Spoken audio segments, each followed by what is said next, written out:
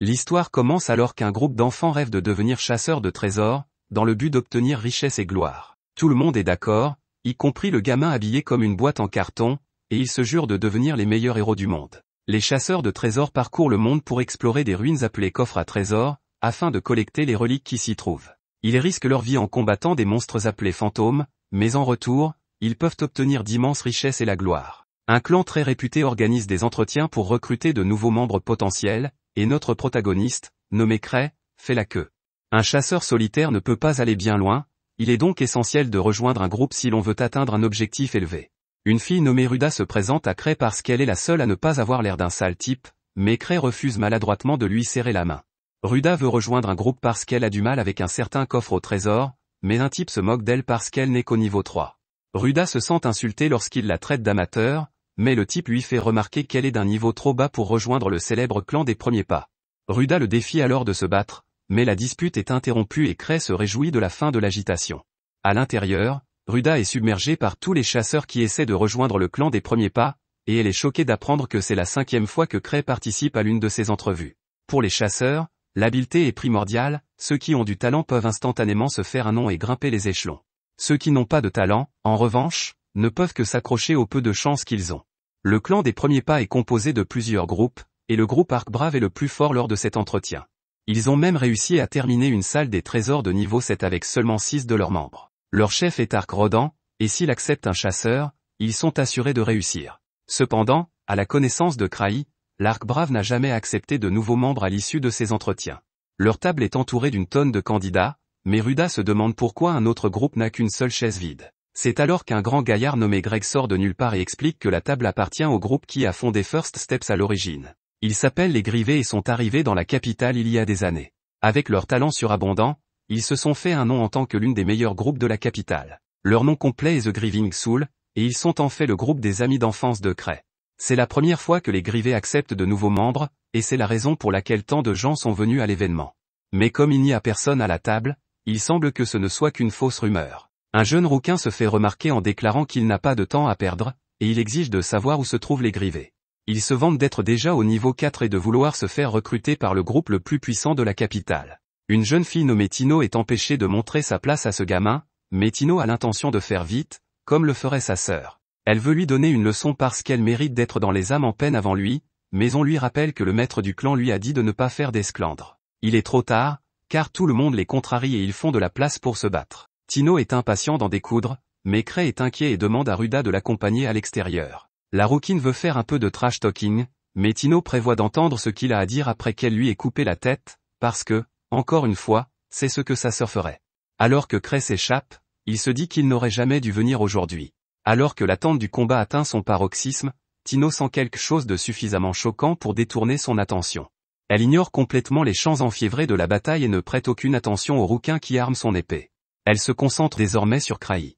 Tino choque tout le monde en se précipitant sur Cray, mais ce qui est encore plus étrange, c'est qu'elle l'appelle « maître ». Il s'avère que Cray est en fait le maître du clan des premiers pas et le chef des âmes en peine. Le clan l'attendait pour commencer, et tout le monde est choqué de savoir qui il est. Dans cet âge d'or des chasseurs de trésors, un homme s'est distingué parmi tous les autres, et son nom est Cray. Plusieurs années auparavant, Cray et ses amis sont arrivés à la capitale. Ils étaient nouveaux, mais ils finissaient des coffres-forts adaptés aux débutants à une vitesse record. Une fois, Cray a été sauvé par son ami, mais ce dernier a supposé qu'il servait d'appât. Cray et ses amis partageaient tous le même rêve de devenir de grands chasseurs, mais ils n'étaient pas tous aussi doués les uns que les autres. Ces 5 amis possédaient un potentiel monstrueux, et Cray se considérait comme très ordinaire par rapport à eux. C'est alors que Cray décida qu'il ne les gênerait que s'ils restaient avec eux.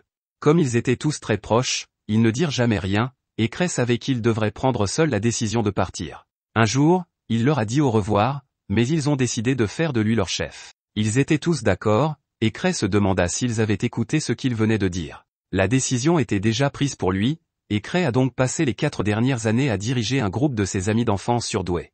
Pendant tout ce temps, il a regretté de ne pas pouvoir se retirer du métier de chasseur. De retour au présent, Ruda n'arrive pas à croire qu'elle a parlé au chef de clan de First Steps. Cray est arrivé très en retard à l'interview parce qu'il s'est réveillé, mais Ark pense que ce n'était qu'une blague. Tino dit à Ark de s'éloigner de lui parce qu'elle déteste sa superficialité, mais Ark pense aussi qu'elle plaisante. Il reconnaît à Cray le mérite d'avoir scruté la foule avec diligence, mais il est loin du compte. Ark est impressionné par le fait que Cray se soit infiltré sans son uniforme, mais une fois de plus, Cray fait remarquer qu'il s'est juste endormi un peu trop longtemps. Tino en a assez d'Ark et veut qu'il soit retiré du clan, mais ce type est le chef d'Ark Brave. Tino est une chasseuse solitaire affiliée à First Steps, et elle est l'apprentie d'une amie d'enfance de Cray, nommée Liz.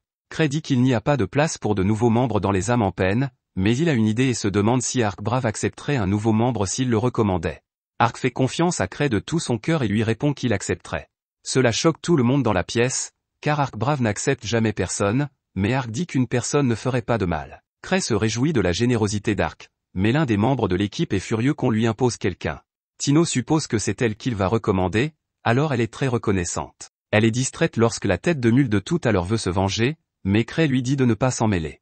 Le jeune se présente sous le nom de Gilbert, et Cray est surpris d'apprendre qu'il fait partie d'un groupe, même s'il est de niveau 4. Cray sait que ce gamin ne sera pas un atout immédiatement, mais qu'il deviendra quelqu'un de spécial une fois qu'il aura reçu l'entraînement d'Ark et des autres. Cependant, Cray n'est pas très doué pour juger les gens, alors celui qu'il choisira pour rejoindre Ark sera le fruit d'une chance inouïe. Cray surprend alors tout le monde en choisissant de recommander Gilbert, mais à une seule condition.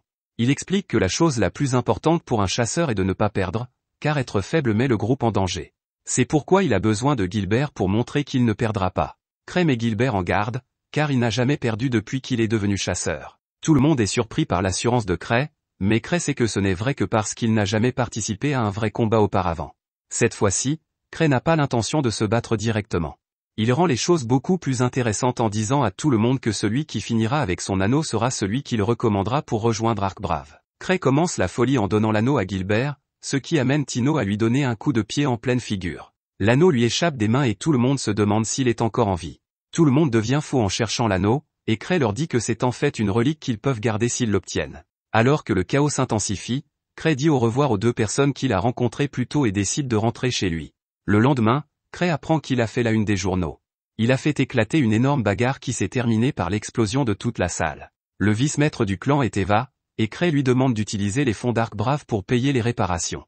Eva pense que Cray dépend beaucoup trop d'Ark, mais Cray n'en fait pas grand cas.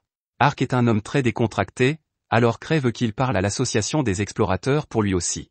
L'association des explorateurs veut parler directement à Cray, mais ce dernier ne veut pas sortir sans escorte. Pour ne rien arranger, sa relique de déguisement a été brisée.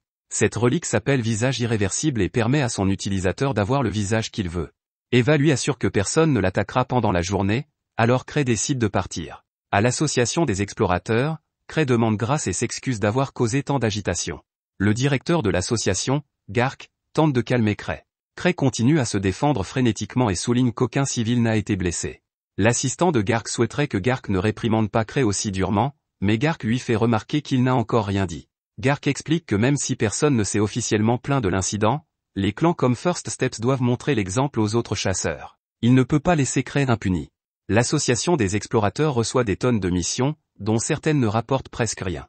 L'autre problème, c'est que certains travaux sont si difficiles que personne ne veut les faire. Les chasseurs appellent ce type de travail des corvées.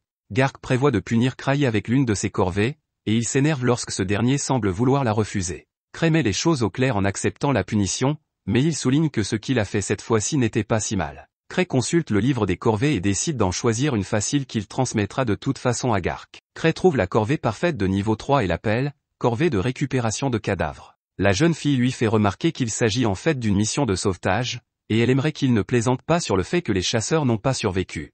Après son départ, Gark est impressionné par Cray qui a choisi la mission la plus dangereuse.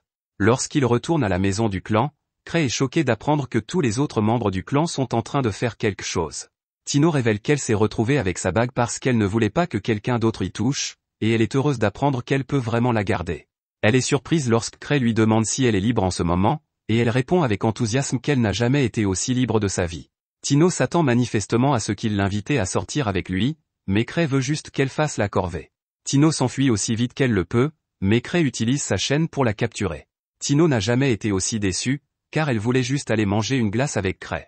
Au lieu de cela, il lui a imposé une terrible corvée.